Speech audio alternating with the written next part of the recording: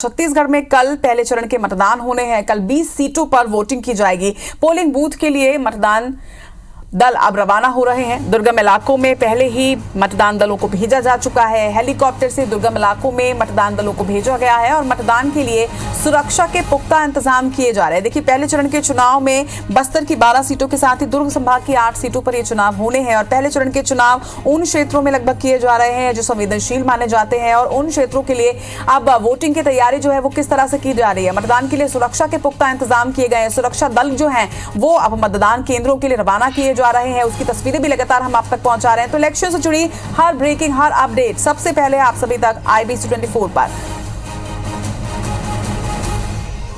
चलिए, नरेश मिश्रा इस वक्त हमारे साथ जुड़ रहे हैं। नरेश, कल बस्तर की 12 सीटों पर चुनाव होने हैं। बस्तर में किस तरह की सुरक्षा व्यवस्था आप देख पा रहे हैं चुनाव से पहले? देखिए, कड़े सुरक्षा इंतजाम किए गए हैं। लगभग 60,000 से अधिक का बल जो पोलिंग स्टेशन है वहां पर तैनात किया गया है। साथ ही अतिरिक्त बलों को भी जगह जगह जांच के लिए, गश्त के लिए और नक्सल प्रभावित इलाकों में अलग अलग ड्यूटी के लिए इनकी पोस्टिंग की गई है। मुख्य रूप से चुनाव के लिए करीब 60,000 के आसपास का अतिरिक्त बल है, जिसमें पैरामिलिट्री फोर्स और स्थानीय बल भी शामिल हैं। ये पहली बार होगा जब सीमावर्ती तेलंगाना, छत्तीसगढ़, महाराष्ट्र बॉर्डर से भी जो पुलिसकर्मी हैं उनकी ड्यूटी भी लगाई गई है, क्योंकि ये भी नक्सल प्रभावित इलाका है और बस्तर के नक्सल प्रभावित इलाकों से ये भी जुड़ा हुआ है। ऐसे में उस इलाके में से नक्सलियों के मूवमेंट की खबर मिलने की वजह से इन जो सुरक्षा बल के जवान हैं इनको भी अलग अलग जगहों पर तैनात किया गया है। तो कड़े सुरक्षा इंतजाम किए गए हैं और चुनाव प्रचार 48 घंटे पहले थमने के बाद लगातार निगरानी बढ़ा दी गई है और जगह जगह चेकिंग भी की जा रही है। हमारे साथ क्योंकि लगभग अब खत्म हो चुका है ये दौर जब बस्तर की ज़्यादातर विधानसभा सीटों पर सामग्री का वितरण कर जो मतदान दल हैं उनको मतदान केंद्रों के लिए रवाना कर दिया गया है। यहाँ अधिकारी हैं जो ये लगातार काम कर रहे थे और लगभग अब ये अपने दायित्वों से मुक्त हो चुके हैं। जी, सुबह से आप लोगों ने कहाँ वितरण किया, बताइए। जी, सुबह 6 बजे से हम लोग आए थे यहाँ पर और 6 बजे से आने के बाद जितने भी दल जिनको जहाँ पर आवंटित किया गया था उनको बता दिया गया आपका इस मतदान केंद्र में, सारे दल को बताया गया आपका इस मतदान केंद्र में ड्यूटी लगी है। वो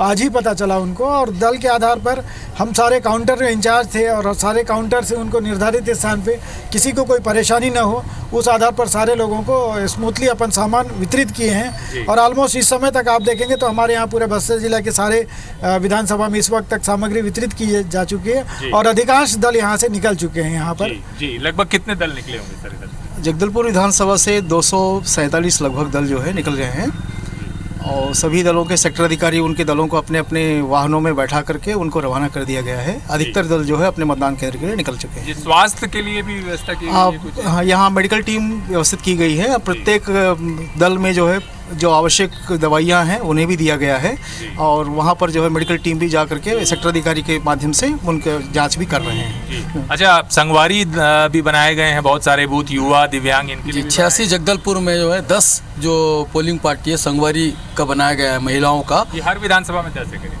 नहीं, केवल 86 जगदलपुर में 10 है, बाकी की जानकारी नहीं है। मेरे वितरण केंद्र में था और एक युवा दल बनाया गया है और एक जो है दिव्यांग का बनाया गया है। किस तरह की व्यवस्था होगी इसमें? दिव्यांग में कितने लोगों की ड्यूटी लगेगी? 4 है इसमें और एक सिपाही है साथ में। एक सिपाही जी। आप लोग का काम लगभग पूरा हो गया सुबह से? हाँ, हम लोग का काम लगभग पूरा हो गया है। टेबल के अनुसार जितने हमारे 12 टीम थी तो 12 टीम को हमने सामान वितरित कर दिया है और लगभग पूरा जो दल है अब रवाना हो गया है। जी, लगभग ये रवाना हो चुका है। जी, आपकी क्या ड्यूटी लगी थी? जी सर, सामग्री वितरण में। सामग्री वितरण में। अच्छा, दिव्यांग जन है उनको भी मतदान केंद्रों पर इस बार ड्यूटी दी गई है, तो कैसा लगता है कि मतलब कैसी व्यवस्था होना चाहिए? कई बार चुनाव के दौरान परेशानी महसूस करते हैं? हाँ सर, अगर दल में अगर लगा होता तो शायद ही थोड़ी दिक्कत होती।